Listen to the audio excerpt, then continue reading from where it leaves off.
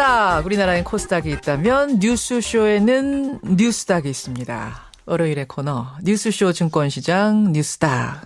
오늘도 변함없이 두 분 나오셨어요. 세미래정책연구소 허성모 소장 어서 오십시오. 네, 안녕하세요. 바른정당의 노원병 당협위원장 이준석 위원장 어서 오십시오. 네, 안녕하세요. 이제 진짜 8일 남았습니다. 8일.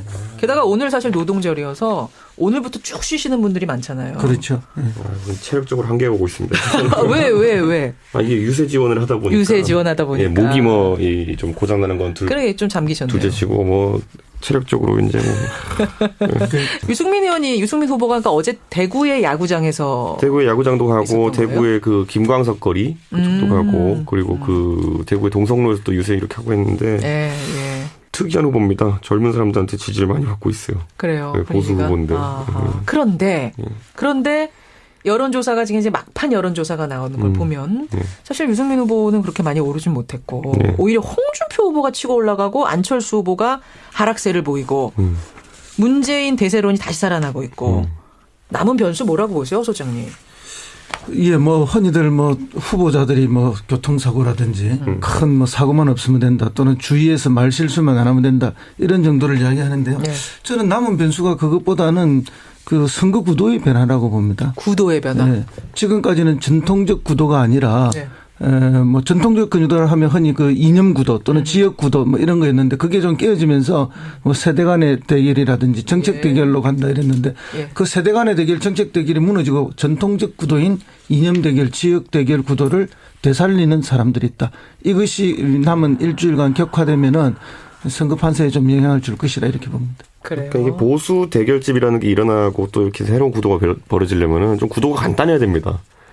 무슨 말이냐면 예전에 이제 탄핵 이후에 탄핵 역풍 맞아가지고 한나라당이 다시 이제 조금 살아나려고 할 때 그때는 어쨌든 양당 체제였기 때문에 나중에 막판 보수가 결집할 때 별로 고민이 없었는데 지금은 제가 어제 대구에 가서 느낀 것도 그렇지만은 막판에 이제 부동층으로 있는 보수층이 소위 샤이 보수층이라고 하는 층이 뭉치려고 해도 답안지가 너무 복잡해요 지금. 네, 이게 진짜 문재인 당선 저지를 위해서 2등 후보한테 몰아줘야 되는 것이냐 아니면 오랫동안 보수의 적자 정당이었던 곳이라고 생각하는 곳을 찾느냐 이런 여러 가지 변수가 있거든요. 그렇기 때문에 보수 대결집도 아주 결집된 형태가 나타나기 쉽지 않을 거예요. 홍준표 후보는 계속해서 나 양강구도 만들 수 있다라고 자신 있게 얘기하고 있고 안철수 후보만 누르면은 그 역전만 되면은 난 양강구도 만들 수 있을 거라고 얘기하고 있는데 지금 홍준표 후보가 워낙 지금 후보 확정된 다음에 한 7% 8% 여기부터 시작해가지고 급상승하는 것처럼 보이지만은 아직까지 실제로 탄핵 반대하는 사람의 비율 20%에도 도달을 못했어요. 그러니까 이 탄핵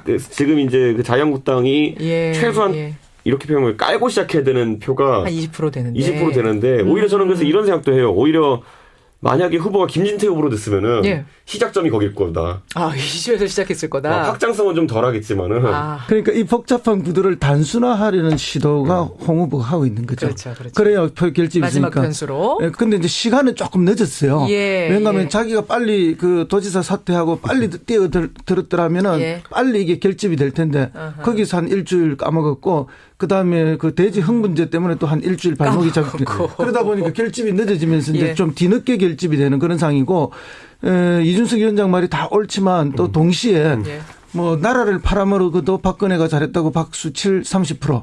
이 30% 결집은 결국은 된다 이렇게 보는데 그 결집을 하는데 시간 차 있을 뿐이다. 근데 그 결집해내는데 주문이 필요하죠. 그 주문이 뭔가 하면은 역시 안보 프레임이다. 이런 거. 과연 8일 안에 그것이 먹힐 것이냐. 호 소장님 그 부분 말씀하시는 거고. 안철수 후보 측은 어떤 얘기를 하냐면 샤이 안철수가 분명히 있다. 빅데이터 분석을 하면 제일 많이 언급되는 사람이 안철수다. 이것만 봐도 아직 드러나지 않은 안철수 표. 그래서 우리는 가능성이 있다. 이 얘기를 계속하고 있는데 그건 어떻게 보세요? 샤이 안철수가 발동을 하려면요. 그 샤이한 사람들이 더 이상 부끄럽지 않게 만들어야 됩니다. 그래야 투표장으로 나와가지고 이제 투표를 하는 거잖아요. 근데 샤이 안철수가 진짜 샤이 안철수 상태로 있으면 투표로 연결이 안 되겠죠. 끝까지 샤이하면 안 되는 건가요? 그러니까 제 생각에는 고지점에서 안철수 후보가 한 3주 전에 굉장히 고지율을 기록하면서 이제 분위기 탔을 때 저는 그때 전국 주도권은 안철수 후보에게 있었다 봅니다. 지금 시점에 전국 주도권이라는 거는 안철수 후보한테 있다 보기 어렵고 막판에 이제 불씨로 타오를 수 있었던 게 김종인 대표와의 어떤 연대 가능성이었는데 이거 다 안 되게 한 사람이 누구냐면은 과거에 김종인 대표 자르라고 이렇게 공격하고 예, 뭐 노무현 대통령이 알면은 깜짝 놀랄 거다 뭐 이런 이야기를 쏟아내가지고 지금 결합을 물리적으로 하지 못하니까 이상한 형태로 결합하잖아요. 무슨 뭐 특별위원회 구성해서 위원장에 앉히고 통합정부 추진위원장 네, 그런 자리를 만들고 거기에 모시되 국민의당 입당하는 건 아니고 그리고 제3지대에서 뭐 말을 했더니만은 거기에 내가 동의하는 건 아니다. 뭐 홍준표는 안 된다. 뭐 이런 식으로 바로 힘을 빼버린 게 누굽니까? 지금 그러니까 제 느낌으로는 그 전국 주도권을 가졌을 때 그리고 마지막에 어쨌든 막차 티켓이 있었을 때 그걸 제대로 활용하지 못한 게 이제 좀 아쉽다. 근데 뭐 이거는 이미 예측됐던 겁니다. 왜요? 왜냐하면은 이렇게 두 분이 뭘 어떻게 하겠다는 맹쾌한 합의사항이 없는 거죠. 큰 틀에서 대충 얼버무린 상황에서 급하게 나온 거다 보니까 개헌이라는 큰 고리도 네, 뭐 이렇게 강론에 들어가면 다 달라지게 될 수밖에 없고 주도권 싸움이 있을 수밖에 없는 거죠. 지금도 이런데 만약에 이분들이 집권해서 이렇게 간다면은 처음부터 삐걱대서 저는 잘 안 될 거라고 봅니다. 그럼 김종인 대표의 합류는 큰 변수는 안 될 거라고 두 분 다 보시는 거예요? 그렇죠. 왜냐하면 이게 진정성이 확 떨어지는 거죠. 이준석 위원장이 이야기했듯이 주도권을 쥐었을 때, 잘 나갈 때, 뭐 그리고 골든 크로스가 일어날 거라고 생각해 그런 순간에 만약에 안철수 후보가 제안을 해서 이렇게 모아냈다면은 진정성이 인정받고 더 힘이 높아지면서 굳히기에 들어갔을 텐데 이게 완전히 하락 국면에서 하면은 어쩔 수 없이 하는 뭐 타겟책, 고육지책이라 하기도 하고 이런 걸 또 뭐 극약 처방이라 하지 않습니까? 그렇죠. 극약 처방은 어떤 데 합니까? 진짜 마지막에 하는 거죠. 마지막 순간에 하는 거잖아요. 그러니까 그때 약은 잘 안 들어요. 그때 이제 주도권을 잡았을 때 만약에 그때 이제 김종인 대표를 영입하고 단일화에 대한 가능성을 뭐 계속 군불 떼는 거죠. 군불 뗐으면은 선거 일주일 앞두고까지도 계속 그 얘기가 군불로 작용하고 다른 프레임이 전혀 안 먹힙니다. 그런데 그때 그 당시에 안철수 후보가 어떤 그 주목받고 있었을 때 뭐라고 했냐면 나머지 둘이 그냥 사퇴하면 된다 뭐 이런 식으로 나왔어요. 그렇죠. 근데 정치하는 사람들이 바보도 아니고 그렇게 뭐라고 해야 될까요? 안하무인격으로 나오는 상황에서 단일화에 응할 리도 없고 실제로 그 계산 속에서 예를 들어 3자 단일화 조사라든지 단일화 조사를 돌려보면은 그 당시엔 안철수 후보가 꽤 유리하게 나왔습니다. 맞아요. 지금 시점에서는 뭐 그렇게 유리하게 나올 것도 아닌 거고 본인도 상황 꼬이는 거죠 이제. 자, 우리가 지금 상한가 들어가기도 전에 이야기들을 많이 풀어놨습니다. 이런 지금의 상황을 바탕으로 대선 구도를 바탕으로 상한가 하한가 들어가 보겠습니다. 우선 이번 주 상한가 허성무 소장님은 누구 골라오셨어요? 저는 여론조사 기관을 골랐습니다. 여론조사 기관 자체를 자 잠깐 계시고요. 이준석 위원장은 누구 상한가? 저는 김부겸 의원을 좀 골랐습니다. 김부겸 의원, 대구의 김부겸 의원. 허 소장님, 여론조사 기관이 왜 상한가예요? 지금 이번 대선 그렇고 또 지난번 총선에서도 보면은 사실은 여론조사 기관이 뭐 완벽하진 않아요. 그리고 또 일부에서는 뭐 조금 여론을 조작하기 위한 조사도 있지 않느냐 이런 지적도 있고. 시비도 있었고. 그래서 뭐 특정 후보 측으로부터 고소 고발을 당하는 경우도 있고. 그렇지만 전체적으로 요즘 선거판은 여론조사 기관이 주도하는 판이 아닌가. 여론조사를 내놓음으로써 선거판의 흐름을 오히려 주도해내고 또 후보들은 그 여론조사를 보고 자기 전략을 수정하기도 하고. 그런데 이제 오늘이 5월 1일이고 내일 5월 2일이지 않습니까? 그렇습니다. 그럼 내일까지의 조사한 것을 공포하는 것으로 여론조사 끝이 납니다. 그러니까 조사는 계속 되는 거죠. 계속 되는 거지만 발표할 수 있는 건 2일 조사까지만. 그렇죠. 그 이후에 조사는 할 수 있지만 발표가 안 돼요. 또 2일까지 조사한 거는 발표는 뭐 그다음 할 수도 있고 계속 그 인용되는 거죠. 그렇기 때문에 이번 주에 여론조사가 남은 일주일간 국민들의 모든 관심, 언론의 모든 인용이 되기 때문에 여론조사 기관들이 매우 주목받는 한 주가 될 것이다 이렇게 봅니다. 캠프들이 여론조사에 뭐 민감하지만 이번엔 정말 민감했죠. 그렇죠. 사실 여론조사가 아까 말한 구도 형성에도 상당히 영향을 주고요. 지금 민주당 같은 경우는 경선 과정에서도 여론조사가 계속 들먹여지고 실제 나온 결과는 문재인 후보가 압도적이었지만 그 전까지 뭐 안희정 지사가 따라잡았다. 뭐 맞아요. 사실 문항 설계를 어떻게 하느냐 그리고 어떤 대상을 상태로 하느냐에 따라 가지고 그런 결과는 사실 만들 수 있는 거거든요. 어느 정도. 그래서 아마 지금도 그리고 또 안철수 후보의 부상이라는 것도 양자 여론조사 갑자기 하기 시작하면서 나온 거 아니겠습니까? 맞아요. 그때 안철수가 아니라 뭐 예를 들어 홍준표, 유승민 후보랑 양자 대결을 붙여놔도 아마 비슷한 수치가 나왔을 겁니다. 근데 그 과정에서 안철수 후보 유력 후보로 부상하고 또 그걸 언론이 받아가지고 굉장히 띄워주고 이런 구도가 많이 형성되었죠.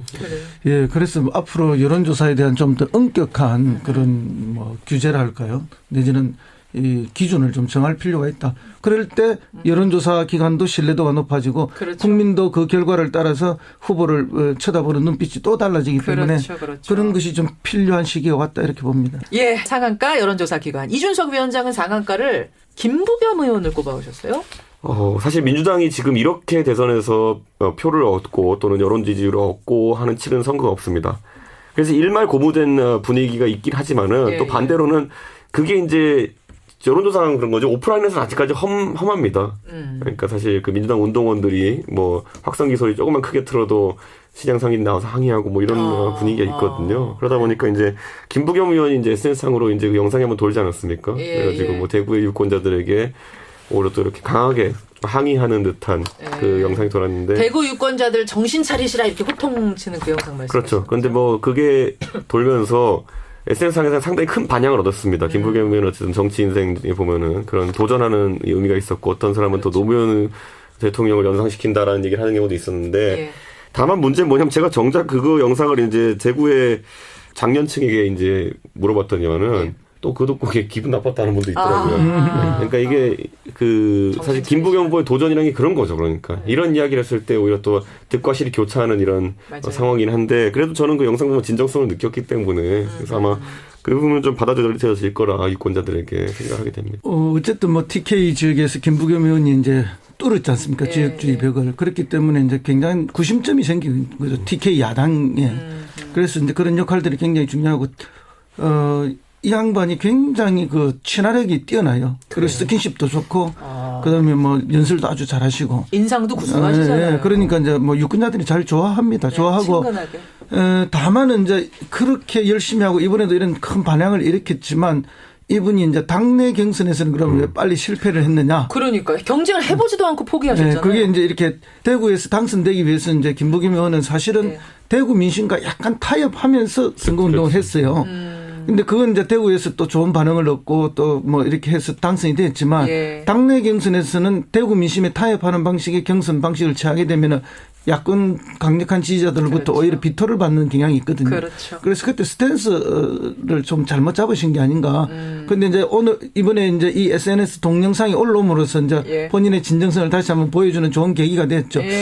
그렇게 됐기 때문에 뭐 어쨌든 야권에서는 차세대 유력한 주자로 급부상할 거라고 봅니다. 차세대 주자 이야기가 나온 김에 좀 이르지만 차세대 주자가 그럼 누가 있다고 보세요? 김부겸, 뭐 이재명, 안희정 이런 분들 다 줄줄이 박원순, 김두관 등등이 이제 있는데 이분들 중에 누군가가 이제 급부상을 또 하겠죠. 근데 뭐 그 중에서 누가 될지는 아무도 몰라요. 시대 정신을 역시 잘 붙들고 가고 또 야권 전체의 또 정서를 잘 반영할 수 있는 그 두 가지를 잘 해야 되죠. 만약 정권 교체가 일어난다면 우리가 생각하는 것보다 야권 주자가 크긴 쉽지 않습니다. 지금 야권 주자가. 왜냐하면 어차피 대통령이 되면은 권력 누수를 막기 위해서라도 대선 후보 커지는 걸 차단하는 게 우리가 박근혜 정부 때 경험하지 않았습니까? 그렇죠. 조금만 속된 표현으로 대들면은 조금만 대들면은 바로 뭐 물론 아주 특이한 케이스긴 합니다. 배신의 정치 이런 언급은. 그런데 그렇기 때문에 그런 게 어느 정도 대권 주자를 키우긴 하지만 또 원래 지지층에서 배신으로 찍어버리면은 지금 유승민 의원이 겪고 있는 어려움과 똑같은 걸 겪게 되는 겁니다. 그러네요. 그렇습니다. 그게 이제 그런 것 때문에 이제 자기 주자가 굉장히 뜨기 힘든데 그러니까 자기 스탠스를 잘 잡아야 돼. 노무현 전 대통령이 이제 주자로 떠오를 때 했던 가장 강력한 이야기 중에 한마디가 뭔가 하면은 김대중 대통령의 부채도 자산도 모두 승계하겠다. 그러니까 이제 긍정적인 면만 자꾸 가져가려 하면 안 되고 그 부정적인 면까지도 자기가 다 안고 비판을 감수하면서 돌파하겠다는 걸 보여줄 때 이제 정권을 가졌을 때는 그렇게 승계가 돼야 되고 또 정권을 잃은 야권일 때는 뭐 기존 여당하고의 선명한 투쟁 속에서 승자가 되고. 그래서 아마 내년 지자체 선거가 아마 제 생각에는 그 한 첫 시험대가 될 겁니다. 이제 새 정부가 만약 출범해서 된다면은 장관 트랙을 가는 사람도 있을 것이고 지자체장으로 가는 사람도 있을 것이고. 그런데 약간 자유도 면에서는 지자체장으로 가는 쪽들이 대선 주자로 거론될 가능성이 높습니다. 자, 뉴스쇼 증권시장 뉴스닥 상한가 점검을 해봤고요. 하한가로 가겠습니다. 하한가. 이번 주에는 누구의 주가가 떨어질 것인가를 미리 예측하는 건데 허성무 소장님은 누구 하한가로 꼽아? 김관진 안보실장. 김관진 국가안보실장. 이준석 위원장은 누구 하한가 주시겠어요? 저는 홍준표 후보. 홍준표 후보를 하한가로? 예, 하한가. 하한가로. 우리 아까 한참 얘기 나눴잖아요. 지지율 오르고 있다. 그렇죠. 예, 상한가 아닙니까? 근데 제가 아까 말씀드렸듯이 이게 일반적인 자유한국당 후보, 새누리당 후보의 네. 시작점이 아니었어요. 그러니까 시작점부터가 그건 아마 홍 후보 본인의 어쨌든 그런 뭐 사퇴를 늦게 했다든지 네. 뭐 이런 전술적 실패들에 기인한 것 같은데 지금 선거 이제 뭐 일주일 정도 좀 더 남았는데 이 상황에서 지금 16% 이렇게 15% 이렇게 나온다는 거는 과거 정동영 후보도 이렇게 안 나왔었거든요. 그러니까 지금 그 2등 후보가 되기엔 좀 지금 뭐 안철수 후보랑 겨뤄야 되는 상황인데 예. 그렇게 쉽지 않은 경쟁이라 봅니다. 제 생각에는. 아까 우리가 그 얘기는 한참 했죠. 양강 구도가 될 것이냐 말 것이냐가 결국 홍준표 후보가 더 오를 것이냐 8일 동안 아니냐를 결정할 것이다. 이 얘기했는데 저는 유승민 후보 얘기를 좀 해보고 싶어요. 그러면 유승민 후보는 이제 단일화는 완전 끝난 거죠? 그 얘기는? 지금 1등 후보와 2등 후보가 한 3% 차이로 경쟁하고 있어가지고 단일화하면 뭐 결과 바뀌고 이럴 거면은 나중에 이해가 되는데 나중에 그게 비판이 말이 되거든요. 당신 때문에 졌다라는 게. 근데 그게 지금 먹히는 상황도 아니고 지금 뭐 잘 분석해 주셨지만은 결국에는 보수 헤게모니 싸움이 이제 있을 건데 어차피 지금 자유한국당 친박당이거든요. 근데 하나도 안 보이잖아요, 지금. 그렇죠. 지금 뭐냐면 홍준표 후보가 지금 대선 끝나고 나가지고 그 당을 소위 말하면 당권을 줄 수 있느냐 상당히 어렵다 보는 사람들이 많거든요. 예. 그리고 지금 다른 정당 내에서도 보면은 지금 이번에 단일화 하자고 주장했던 의원들이 하나를 뭉쳐가지고 어떤 당권 싸움을 벌일 가능성도 있고 그러다 보니 그러면은 이런 거죠. 소위 말하는 당에서 소수자들끼리는 또 그럼 당 밖으로 또 연대할 수 있는 거고 뭐 보수의 헤게모니 싸움이라는 거는 올해 말까지 지방선거를 앞두고 꾸준하게 이어질 가능성이 높습니다. 그렇군요. 예. 단일화 얘기는 그 전초전 같은 거였다. 이렇게 보시는 거죠. 그렇죠. 결국은 안 될 거다. 네, 그렇죠. 끝난 거다 그 얘기는. 알겠습니다. 허성무 소장은 하한가로 김관진 국가안보실장. 대충 짐작은 갑니다. 왜 뽑으셨는지. 예. 이번에 뭐 사드 때문에 국민들 뭐 잘 보셨을 텐데요. 어쨌든 뭐 형식은 국방부에서 다 하죠. 발표도 국방부가 하고 다 하지만 실질적으로 이 사드 조기 배치 문제를 뭐 협상하고 미국과 또 결정 지은 건 김관진 안보실장이라는 이야기가 많이 나오고 있습니다. 그런데 이런 분들의 대표적인 게 뭐 좀 일종의 맹신 같은 게 있죠. 맹신이요? 네. 사드만 배치하면은 뭐 북의 핵 공격, 미사일 공격으로부터 우리가 완벽하게 안전하다. 뭐 이런 맹신. 그래서 무조건 미국이 하자면은 옳다 하자. 이런 주의니까 이것이 이제 사실은 우리의 국익을 지키는 데 과연 도움이 되느냐. 그래서 뭐 이번에 자기들이 끊임없이 김관진 안보실장이든 국방부든 다 이야기를 했지만 비용은 무조건 미국이 된다. 우리는 뭐 부지만 제공한다. 이런 이야기했지만 완전히 뒤집혔고 그다음에 이제 자기하고 카운터 파트너라고 하는 미국의 국가안보보좌관 또 지금 이야기가 어제 저녁부터 달라지는 거 아닙니까? 김관진 안보실장이 했던 이런 미국과의 협상 과정은 국내의 반대 여론이라든지 의회의 동의 문제라든지 이런 걸 완전히 다 무시한 일방주의를 함으로써 오히려 국익을 해친 그런 방식으로 가지 않았느냐. 그게 일부 대선 주자들도 편승해서 갖지 않았느냐. 제일 중요한 것은 정치인은 국익과 국민의 안전을 위해서 존재하는 것인데 그것을 등한시하고 어떤 일방주의에 끌려다니는 것은 이런 말은 국익이고 말은 안보라고 이야기하지만 실제로 그것을 해칠 가능성이 있다는 걸 한번 상기해 볼 필요가 있습니다. 어쨌든 뭐 미국 국방부랑 백악관 쪽에서는 어쨌든 트럼프가 1조 내라고 한 건 아니다라고 이제 부인을 했고 트럼프의 발언을 잘 곱씹어 보면은 이게 한 1조 원짜리 되는 무기인데 우리가 공짜로 갖다 주는 거 아니냐면 약간 생색내는 발언이거든요. 실질적으로는. 그렇기 때문에 이건 앞으로 어떻게 협상을 하냐에 따라 가지고 이제 다른 결과가 나오고요. 그 협상을 이끌어내기 위한 트럼프의 오히려 좀 충격 발언이 아니었나 이런 생각을 하게 되고 제 생각에는 지금 뭐 김관진 실장은 군인 출신 아닙니까? 그렇죠. 군인은 군인다운 거고 지금 우리나라의 뭐 외교관들은 외교관다워야 되는 것이고 이걸 조정하는 게 대통령의 역할입니다. 그래서 안보에 대해서 이제 일주일 뒤면 대통령 생기지 않습니까? 그 대통령이 우선적으로 이걸 이제 처리를 해야 되는데 저는 기억에 나는 일화가 뭐가 있냐면은 9.11 테러 이후에 부시가 이제 임기를 마치고 그때 오바마한테 권력 이양할 때 부시가 파격적인 판단을 내립니다. 그게 뭐냐면은 자기 임기 말에 소위 말하는 레임덕 기간에 차기 정부의 안보 보좌관들과 안보 관련 인원들을 전부 다 회의에 들어올 수 있게 합니다. 그러니까 정권을 취득하기 전에 갖고 있던 정보랑 이제 정권을 획득했을 때의 정보는 다르거든요. 그런 걸 놓고 판단해야 되는데 지금 대선 주자들이 일주일 남짓한 시간 앞두고 무리하게 지금 어떤 판단할 필요는 없다 이런 생각이 됩니다. 그러네요. 진짜 대통령이 비어있는데 지금 이거 벌써 사드는 들어와 있고 알바끼를 하고 있고 이거 어떻게 해야 되는 게 말은 바뀌고 있고 하여튼 심란한 상황에서 대통령이 다음 주에 뽑힙니다. 말씀하신 대로 다음 주면 새 대통령이 들어와요. 어깨가 굉장히 무겁고 당장 해결해야 될 무거운 과제가 있네요. 그렇습니다. 대통령은. 오늘 뉴스닥 뉴스쇼 증권시장 상한가 보도에는 여론조사 기관과 김부겸 의원, 하한가 보도에는 김관진 국가안보실장, 홍준표 후보를 올리면서 두 분과 인사를 드리고 다음 주 월요일이면 대선 며칠 전이에요? 하루 전. 와, 하루 전. 하루 전에 두 분과 다시 만나겠습니다. 네. 수고하셨습니다. 네, 감사합니다. 네, 뉴스닥, 감사합니다. 세미래정책연구소 허성무 소장, 바른정당 이준석 노원병 당협위원장 함께했습니다. 저는 거기에 내가 동의하는 건 아니다. 뭐 홍준표는 안 된다. 뭐 이런 식으로 바로 힘을 빼버린 게 누굽니까? 지금 그러니까 제 느낌으로는 예. 그 전국 주도권을 가졌을 때 그리고 마지막에 어쨌든 막차 티켓이 있었을 때 그걸 제대로 활용하지 못한 게 이제 좀 아쉽다 그런 생각이 듭니다. 근데 뭐 이거는 이미 예측됐던 겁니다. 왜요? 왜냐하면은 이렇게 두 분이 뭘 어떻게 하겠다는 맹쾌한 합의상이 없는 거죠. 큰 틀에서 대충 얼버무린 상황에서 급하게 나온 거다 보니까 개헌이라는 큰 고리도 네, 그냥. 뭐 이렇게 강론에 들어가면 다 달라지게 될 수밖에 없고 주도권 싸움이 있을 수밖에 없는 거죠. 지금도 이런데 만약에 이분들이 집권해서 이렇게 간다면은 처음부터 삐걱대서 저는 잘 안 될 거라고 봅니다. 그럼 김종인 대표의 합류는 큰 변수는 안 될 거라고 두 분 다 보시는 거예요? 그렇죠. 왜냐하면 이게 진정성이 확 떨어지는 거죠. 이준석 위원장이 이야기했듯이 주도권을 쥐었을 때, 잘 나갈 때, 뭐 그리고 골든 크로스가 일어날 거라고 생각해. 그런 순간에 만약에 안철수 후보가 제안을 해서 이렇게 모아냈다면은 진정성이 인정받고 더 힘이 높아지면서 굳히기에 들어갔을 텐데 이게 완전히 하락 국면에서 하면은 어쩔 수 없이 하는 뭐 타겟책, 고육지책이라 하기도 하고 이런 걸 또 뭐 극약 처방이라 하지 않습니까? 그렇죠. 극약 처방은 어떤 데 합니까? 진짜 마지막에 하는 거죠. 마지막 순간에 하는 거잖아요. 그러니까 그때 약은 잘 안 들어요. 그때 이제 주도권을 잡았을 때 만약에 그때 이제 김종인 대표를 영입하고 단일화에 대한 가능성을 뭐 계속 군불 떼는 거죠. 군불 뗐으면은 선거 일주일 앞두고까지도 계속 그 얘기가 군불로 작용하고 다른 프레임이 전혀 안 먹힙니다. 아하. 그런데 그때 그 당시에 안철수 후보가 어떤 그 주목받고 있었을 때 뭐라고 했냐면은 나머지 둘이 그냥 사퇴하면 된다 뭐 이런 식으로 나왔어요. 그랬죠. 근데 정치하는 사람들이 바보도 아니고 그렇게 뭐라고 할까요? 아나무인격으로 나오는 상황에서 단일화에 응할 리도 없고 실제로 그 계산 속에서 예를 들어 3자 단일화 조사라든지 단일화 조사를 돌려보면은 그 당시엔 안철수 후보가 꽤 한다 이랬는데 그 세대 간의 대결, 정책 대결이 무너지고 전통적 구도인 이념 대결, 지역 대결 구도를 되살리는 사람들이 있다. 이것이 남은 일주일간 격화되면은 선거 판세에 좀 영향을 줄 것이라 이렇게 봅니다. 그러니까 이게 보수 대결집이라는 게 일어나고 또 이렇게 새로운 구도가 벌어지려면은 좀 구도가 간단해야 됩니다.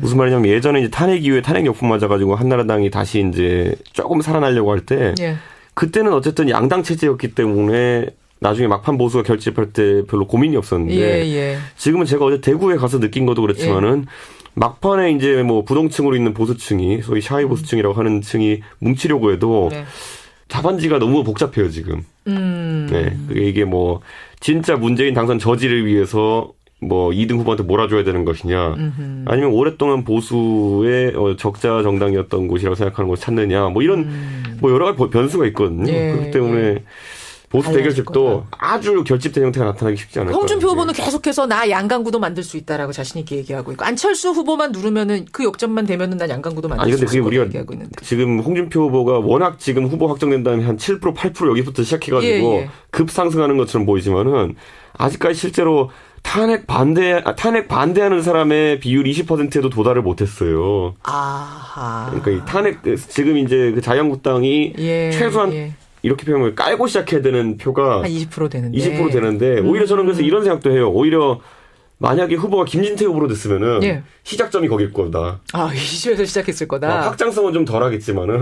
그러니까 이 복잡한 구도를 단순화하려는 시도가 홍 후보가 하고 있는 거죠. 그렇죠. 그래야 표 결집이 마지막 있으니까. 변수로. 근데 이제 시간은 조금 늦었어요. 왜냐하면 자기가 빨리 그 도지사 사퇴하고 빨리 뛰어들었더라면은 빨리 이게 결집이 될 텐데 거기서 한 일주일 까먹었고 그다음에 그 대지 흥분제 때문에 또 한 일주일 발목이 잡히고 그러다 보니까 결집이 늦어지면서 이제 좀 뒤늦게 결집이 되는 그런 상황이고 이준석 위원장 말이 다 옳지만 또 동시에 뭐 나라를 팔아먹어도 박근혜가 잘했다고 박수 30%. 이 30% 결집은 결국은 된다 이렇게 보는데 그 결집을 하는데 시간차 있을 뿐이다. 근데 그 결집해내는데 주문이 필요하죠. 그 주문이 뭔가 하면은 역시 안보 프레임이다. 이런 거. 과연 8일 안에 그것이 먹힐 것이냐. 호 소장님 그 부분 말씀하시는 거고. 안철수 후보 측은 어떤 얘기를 하냐면 샤이 안철수가 분명히 있다. 빅데이터 분석을 하면 제일 많이 언급되는 사람이 안철수다. 이것만 봐도 아직 드러나지 않은 안철수 표. 그래서 우리는 가능성이 있다. 이 얘기를 계속하고 있는데 그건 어떻게 보세요? 샤이 안철수가 발동을 하려면요. 예. 그 샤이한 사람들이 더 이상 부끄럽지 않게 만들어야 됩니다. 그래야 투표장으로 나와가지고 이제 투표를 하는 거잖아요. 근데 예. 샤이 안철수가 진짜 샤이 안철 상태로 있으면 투표로 연결이 안 되겠죠. 끝까지 샤이하면 안 되는 건데. 그러니까 제 생각에는 고지점에서 안철수 후보가 한 3주 전에 예. 굉장히 고지율을 기록하면서 이제 분위기 탔을 때 예. 저는 그때 전국 주도권은 안철수 후보에게 있었다 봅니다. 지금 시점에 전국 주도권이라는 거는 안철수 후보한테 있다 보기 어렵고 막판에 이제 불씨로 타오를 수 있었던 게 김종인 대표와의 어떤 연대 가능성이었는데 이거 다 안 되게 한 사람이 누구냐면은 과거에 김종인 대표 자르라고 이렇게 공격하고 뭐 노무현 대통령이 알면은 깜짝 놀랄 거다 뭐 이런 이야기를 쏟아내가지고 지금 결합을 물리적으로 하지 못하니까 이상한 형태로 결합하잖아요. 무슨 뭐 특별위원회 구성해서 위원장에 앉히고 통합정부 추진위원장 네, 그런 자리를 만들고 거기에 모시되 국민의당 입당하는 건 아니고 그리고 제3지대에서 뭐 말을 했더니 유리하게 나왔습니다. 맞아요. 지금 시점에서는 뭐 그렇게 유리하게 나올 것도 아닌 거고 본인도 상황 꼬이는 거죠 이제. 자, 우리가 지금 상한가 들어가기도 전에 이야기들을 많이 풀어놨습니다. 이런 지금의 상황을 바탕으로 대선 구도를 바탕으로 상한가 하한가 들어가 보겠습니다. 우선 이번 주 상한가 허성무 소장님은 누구 골라오셨어요? 저는 여론조사 기관을 골랐습니다. 여론조사 기관 자체를 자 잠깐 계시고요. 이준석 위원장은 누구 상한가? 저는 김부겸 의원을 좀 골랐습니다. 김부겸 의원, 대구의 김부겸 의원. 허 소장님, 여론조사 기관이 왜 상한가예요? 지금 이번 대선 그렇고 또 지난번 총선에서도 보면은 사실은 여론조사 기관이 뭐 완벽하진 않아요. 그리고 또 일부에서는 뭐 조금 여론을 조작하기 위한 조사도 있지 않느냐 이런 지적도 있고. 시비도 있었고. 예, 그래서 뭐 특정 후보 측으로부터 고소 고발을 당하는 경우도 있고. 그렇지만 전체적으로 요즘 선거판은 여론조사 기관이 주도하는 판이 아닌가. 여론조사를 내놓음으로써 선거판의 흐름을 오히려 주도해내고 또 후보들은 그 여론조사를 보고 자기 전략을 수정하기도 하고. 그런데 이제 오늘이 5월 1일이고 내일 5월 2일이지 않습니까? 그렇습니다. 그럼 내일까지의 조사한 것을 공포하는 것으로 여론조사 끝이 납니다. 그러니까 조사는 계속 되는 거죠. 계속 되는 거지만 발표할 수 있는 건 2일 조사까지만. 그렇죠. 그 이후에 조사는 할 수 있지만 발표가 안 되는. 또 2일까지 조사한 거는 발표는 뭐 그다음 할 수도 있고 계속 그 인용되는 거죠. 그렇기 때문에 이번 주에 여론조사가 남은 일주일간 국민들의 모든 관심, 언론의 모든 인용이 되기 때문에 여론조사 기관들이 매우 주목받는 한 주가 될 것이다 이렇게 봅니다. 캠프들이 여론조사에 뭐 민감하지만 이번엔 정말 민감했죠. 그렇죠. 사실 여론조사가 아까 말한 구도 형성에도 상당히 영향을 주고요. 지금 민주당 같은 경우는 경선 과정에서도 여론조사가 계속 들먹여지고 실제 나온 결과는 문재인 후보가 압도적이었지만 그 전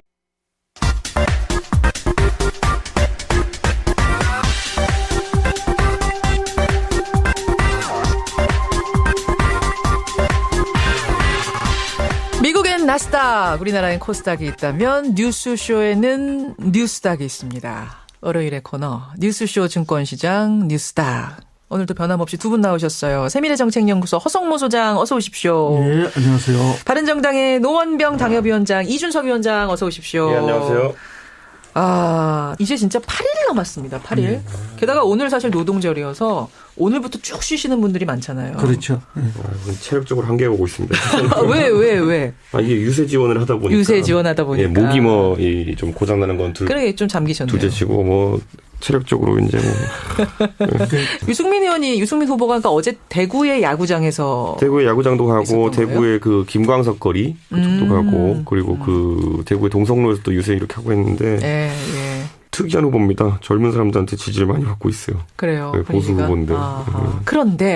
그런데 여론조사가 지금 이제 막판 여론조사가 나오는 걸 보면 사실 유승민 후보는 그렇게 많이 오르진 못했고 오히려 홍준표 후보가 치고 올라가고 안철수 후보가 하락세를 보이고 문재인 대세론이 다시 살아나고 있고 남은 변수 뭐라고 보세요, 소장님?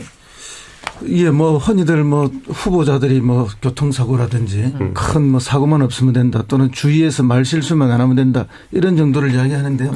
저는 남은 변수가 그것보다는 그 선거 구도의 변화라고 봅니다. 구도의 변화. 네. 지금까지는 전통적 구도가 아니라 뭐 전통적 구도를 하면 흔히 그 이념 구도 또는 지역 구도 뭐 이런 거였는데 그게 좀 깨어지면서 뭐 세대 간의 대결이라든지 정책 대결로